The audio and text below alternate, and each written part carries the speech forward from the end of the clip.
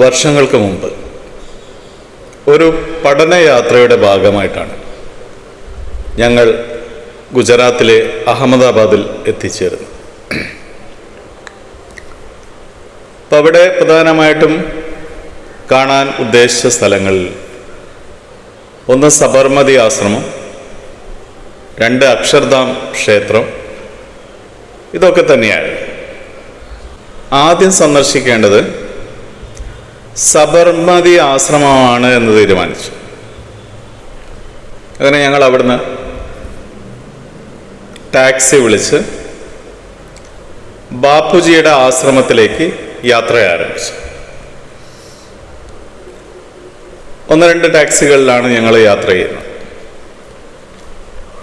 അങ്ങനെ ഒരു ആശ്രമത്തിലെത്തി.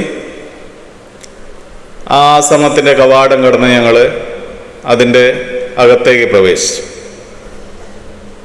അകത്തേക്ക് പ്രവേശിക്കുമ്പോൾ ഗാന്ധിയൻ ആശയങ്ങളുടെ യാതൊരു ചിഹ്നങ്ങളോ അടയാളങ്ങളോ ഞങ്ങൾക്ക് അവിടെ കാണാൻ കഴിഞ്ഞില്ല.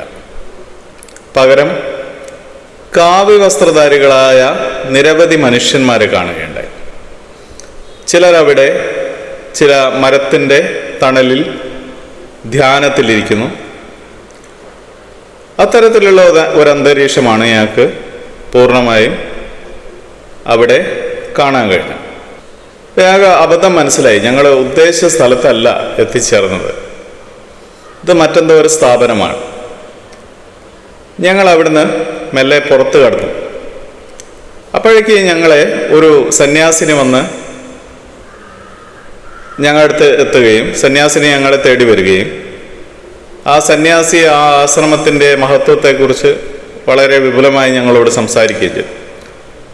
ഇപ്പം സംഭവം ആശാറാം ബാപ്പു എന്ന മനുഷ്യദൈവത്തിൻ്റെ പിൽക്കാലത്ത് അദ്ദേഹം പല കേസുകളിൽപ്പെട്ട്, പ്രത്യേകിച്ച് മൈനറായ പെൺകുട്ടികളെ പീഡിപ്പിച്ച കേസുകളിൽപ്പെട്ട് അറസ്റ്റ് ചെയ്യപ്പെടുകയുണ്ടായി. അങ്ങനെയുള്ള ആശാറാം ബാപ്പുവിന് കഴിഞ്ഞ ദിവസം അയോധ്യ ക്ഷേത്രത്തിൽ സ്വീകരണമൊക്കെ ഉണ്ടായിട്ടുള്ള വാർത്തകൾ നമ്മൾ പത്രത്തിൽ വായിച്ചു.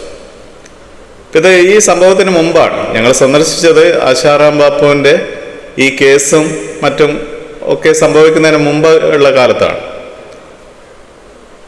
അപ്പോൾ അവിടുന്ന് ആ സന്യാസിനി ഞങ്ങളോട് സംസാരിക്കുകയും ഞങ്ങൾ അവരോട് യാത്ര പറയുകയും ചെയ്തു. ഞങ്ങൾ പിന്നെ നേരെ സബർമതി ആശ്രമത്തിലേക്കാണ്. പക്ഷെ ഞാൻ ആ സമയത്ത് ചിന്തിച്ചത്, ബാപ്പുജി എന്നുള്ള വിശേഷണം ശരാശരി ഗുജറാത്തികളുടെ മനസ്സിൽ നിന്ന് മാഞ്ഞു കഴിഞ്ഞു എന്നുള്ള സത്യത്തെയാണ്, ആ ക്രൂരമായ സത്യത്തെയാണ് ആ നിമിഷം ഞാൻ തിരിച്ചറിഞ്ഞത്. അതിനപ്പുറത്ത് ഈ ഒരു കാര്യത്തിന് എന്തെങ്കിലും രാഷ്ട്രീയമായ മാനമുണ്ടായിരുന്നു, അല്ലെങ്കിൽ ഒരു ഡെപ്ത്നെസ്, രാഷ്ട്രീയമായ ഒരു ആഴത്തെ സൂചിപ്പിക്കുന്ന എന്തെങ്കിലുമായിരുന്നു എന്ന് എനിക്ക് അന്ന് തിരിച്ചറിയാൻ കഴിഞ്ഞിട്ടില്ലായിരുന്നു. പിന്നീടാണ് ഗുജറാത്ത് കലാപങ്ങൾ സംഭവിക്കുന്നത്. ഗുജറാത്ത് ജനത പൂർണ്ണമായും മതവംശീയ ഭ്രാന്തിന് അടിമപ്പെടുന്നത്.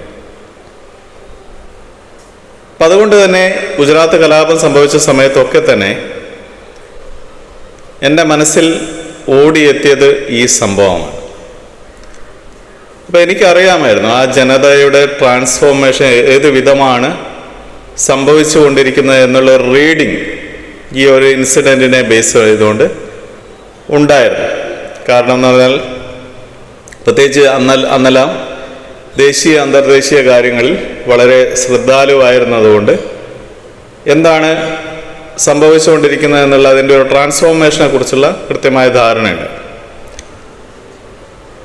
ആ യാത്രയിൽ അഹമ്മദാബാദ് എന്ന ഗുജറാത്തിലെ പ്രധാനപ്പെട്ട പട്ടണത്തിൽ ഒരു മുസ്ലിം കടയിൽ കയറി ഞങ്ങൾ ബീഫ് കഴിക്കുകയുണ്ടായി. അതൊരു വ്യത്യസ്തമായ ഓർമ്മയാണ്. കാരണം പിന്നീട് ഗുജറാത്തിൽ സംഭവിച്ച രാഷ്ട്രീയ പരിണാമങ്ങളിൽ ആ കട ഉടമസ്ഥർ, ആ കട എല്ലാം പിന്നീട് നിലനിന്നിരുന്നു എന്നുള്ള ഒരു ചോദ്യം ഞാൻ എപ്പോഴും മനസ്സിൽ ചോദിക്കാറുണ്ട്. ഉണ്ടാവാൻ സാധ്യതയില്ല. കാരണം ഗുജറാത്തിൻ്റെ രാഷ്ട്രീയ പരിണാമം ആ വിധമാണ് മാറിയത് എന്ന് നമുക്ക് അറിയാം. ആ യാത്രയിൽ തന്നെയാണ് അക്ഷർധാം ക്ഷേത്രം സന്ദർശിക്കുന്നത്. അക്ഷർധാം ക്ഷേത്രം എന്നുള്ളത് ഒരു വലിയ ടെമ്പിൾ കോംപ്ലക്സ് ആണ്. അതായത് ഒരു ആധുനികമായിട്ടുള്ള ഒരു ആത്മീയ സ്ഥലിയാണ്. എല്ലാ ആധുനികമായിട്ടുള്ള സജ്ജീകരണങ്ങളും ആ ക്ഷേത്രത്തിലുണ്ട്. ആ രീതിയിൽ നിർമ്മിക്കപ്പെട്ട ഒരു ക്ഷേത്രമാണ്. പിൽഗ്രിമേജിനേക്കാൾ ടൂറിസ്റ്റുകൾക്ക് കാണാൻ കഴിയുന്ന വിധത്തിലുള്ള സജ്ജീകരണങ്ങളും അല്ലെങ്കിൽ ടൂറിസ്റ്റുകളുടെ മനസ്സിനെ ആനന്ദിപ്പിക്കുന്ന തരത്തിലുള്ള ക്രമീകരണങ്ങളും സജ്ജീകരണങ്ങളുമാണ് അന്ന് അക്ഷർധാം ക്ഷേത്രത്തിൽ കാണാൻ കഴിയും. പിന്നീട് എപ്പോഴാണ് അക്ഷർധാം ക്ഷേത്രത്തിലുള്ള ഭീകരാക്രമണത്തെക്കുറിച്ചൊക്കെ കേൾക്കുന്നത്. അപ്പോൾ ആ സമയത്ത് ഈ സന്ദർശനവും ആ ക്ഷേത്രവും ഒക്കെ മനസ്സിലേക്ക് ഓടി എത്തുകയുണ്ടായി. അപ്പം എത്ര വേഗമാണ് ഒരു സമൂഹം മാറിമറിഞ്ഞു പോകുന്നത് എന്ന് ആ സമയത്ത് ആലോചിച്ചു. ഗുജറാത്തിന് ബാപ്പുജി എന്നാൽ മഹാത്മാഗാന്ധിയല്ല, മറിച്ച് ആശാറാം ബാപ്പുവാണ് എന്നൊരു തിരിച്ചറിവ് പ്രധാനം നൽകിയ യാത്രയായിരുന്നു. ചില യാത്രകൾ അങ്ങനെയാണ്. നമുക്ക് അത് തരുന്ന ഉൾക്കാഴ്ചകൾ ദീർഘകാലം നമ്മുടെ മനസ്സിൽ നിലനിൽക്കും.